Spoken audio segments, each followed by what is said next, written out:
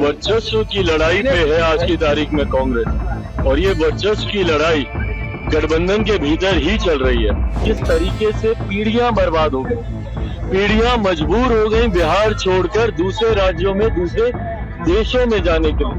विधानसभा चुनाव आते आते तक महागठबंधन पूरी तरीके से धराशायी होगा।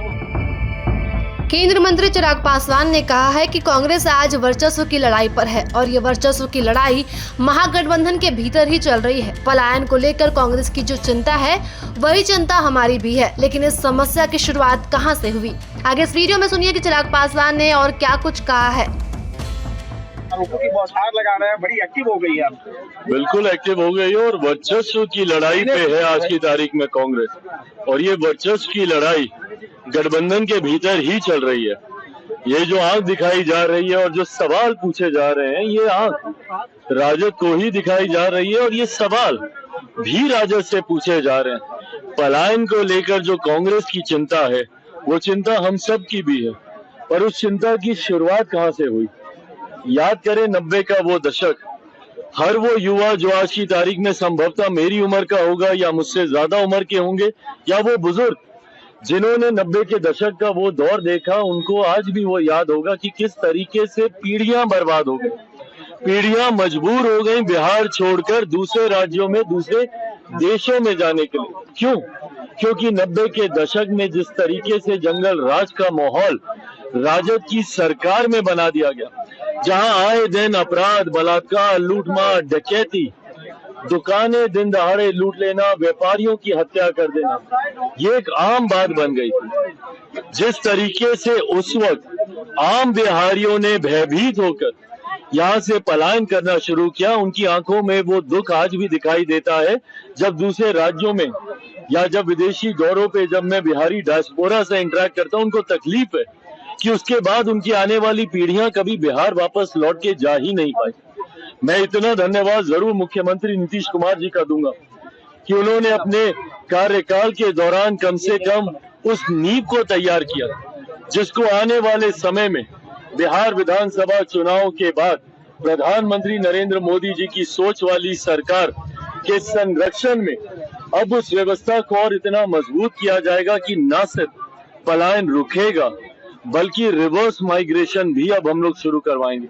वो लोग जो पलायन करके दूसरे राज्यों में गए हैं या दूसरे देशों में गए हैं, कैसे वो वापस अपने प्रदेश, अपने बिहार में वापस आए, ये व्यवस्था भी तैयार की जाएगी। पर कांग्रेस जो इस विषय को उठाकर आगे बढ़ने का काम कर रही है, कहीं ना कहीं कांग्रेस और राजद के बीच की दरारें अब देखने को मिल रही हैं।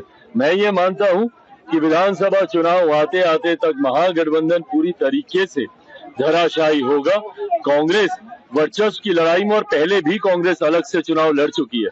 2019 का लोकसभा का चुनाव हम लोग देखें, उस वक्त भी कांग्रेस ने अलग चुनाव लड़ने का कार्य किया। मैं मानता हूं कि विधानसभा के चुनाव आते आते तक कांग्रेस राजद के मतभेद इतने बढ़ेंगे कि ये लोग अलग होकर चुनाव लड़ेंगे। बहरहाल लड़ते हैं नहीं लड़ते हैं, ये इनकी चिंता का विषय है।